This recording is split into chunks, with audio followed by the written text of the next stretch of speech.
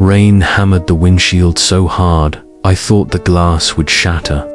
And through the blur of headlights, I saw it something running on all fours, faster than any animal should move, its limbs bending the wrong way.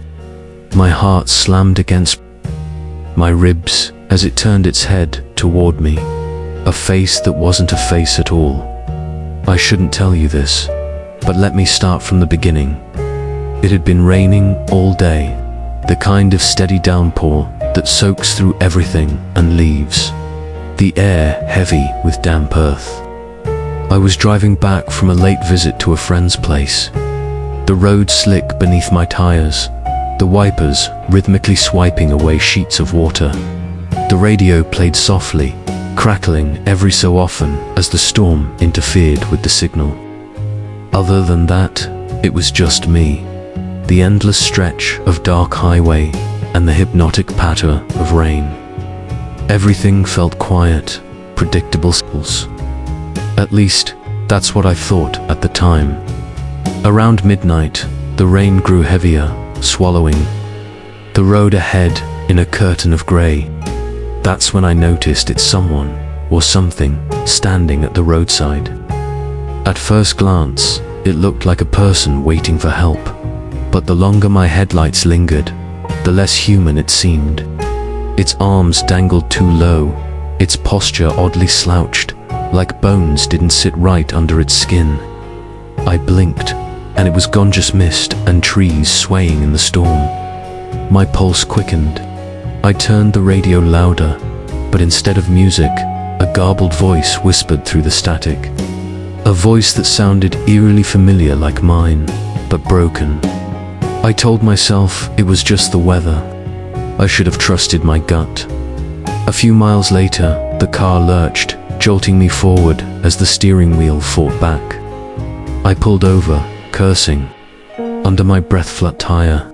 The rain pounded harder as I stepped out, the cold soaking me instantly. That's when I saw it again. A figure stood just beyond the beam of my headlights, impossibly tall, arms hanging like wet ropes. It didn't move, didn't breathe, just stared. Need help, it rasped. The words warped like a bad recording of my own voice. My throat went dry. I tried to laugh it off, but the sound caught in my chest. It took one jerky step forward, limbs bending wrong, knees too sharp. Another step, and I swore its face shifted. My features stretched across its skull. I stumbled back toward the car, every instinct screaming. Whatever that thing was, it wasn't human. I slammed the door shut and twisted the key, praying the engine would catch. Headlights cut through the storm just as the figure broke into motion, charging on all fours. Its limbs snapping against the pavement like splintered branches. My stomach dropped. No human could move like that. The tires screamed against the wet asphalt as I sped forward, but it was faster keeping pace, its shadow stretching across my windshield. Something slammed against the trunk, rattling the car so hard I nearly lost control. I risked a glance in the mirror, and for a heartbeat, its face filled the glass. My face, rain lashed harder, the wipers barely keeping up. The road blurred, slippery and treacherous, every turn a gamble. Behind me, the scraping claws on metal rose above the storm. That was the moment I knew I wasn't being followed by a person. This was something else entirely. Just as I felt the car losing traction, a glow cut through the storm ahead, street lamps faint but steady. The thing clinging to my trunk let out a sound I can't describe, somewhere between a scream and a laugh, before vanishing into the shadows. My car jolted forward lighter, free. Moments later, headlights appeared in my rear view, another vehicle. For the first time that night, I wasn't alone on the road.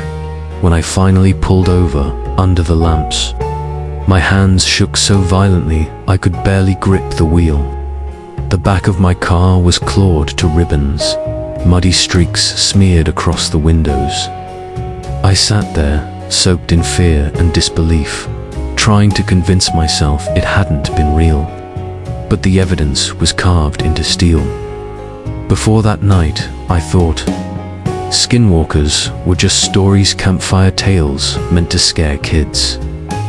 Now, every time thunder rattles my windows, I lie awake, waiting to hear claws on the glass.